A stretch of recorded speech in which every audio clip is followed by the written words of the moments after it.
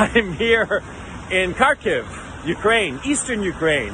I am 40 kilometers from the border with Russia. And here we are all waiting for the invasion. Look around you. Look how terrified we all are. Just waiting around.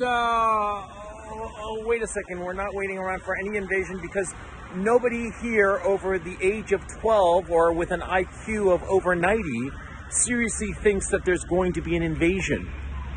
Because it's bullshit. I mean, even the president of Ukraine has been talking about, not panicking over something that is not going to happen. And in the United States, they're talking on and on and on about this thing like it's going to happen like tomorrow. It's not. I've just come back from Kiev, by the way. I was there on business for the week. And, nobody was filling sandbags around government offices. There weren't like families fleeing with their meager possessions, running for their lives. There was none of that bullshit. There were just, people living their ordinary lives, doing the things that people do. Let me show these kids, if you can see them, they're all like playing around. Yeah, that's how terrified everybody here in Ukraine is, The kids are having snowball fights. That's how terrified they are. I mean, it's bullshit. Bottom line, it's bullshit.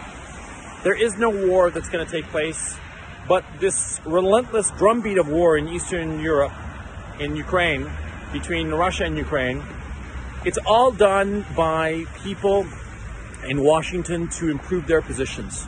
Bottom line, that's what's going on. It's not complicated. See, I was staying at the Premier Palace Hotel in Kiev.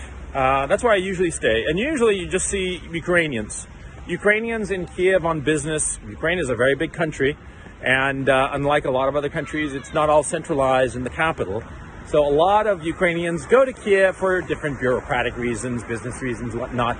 But this time, I spent the whole week and the place was packed with foreign NGOs. And you could tell right away that they were NGOs by the way they talked, their academic demeanor.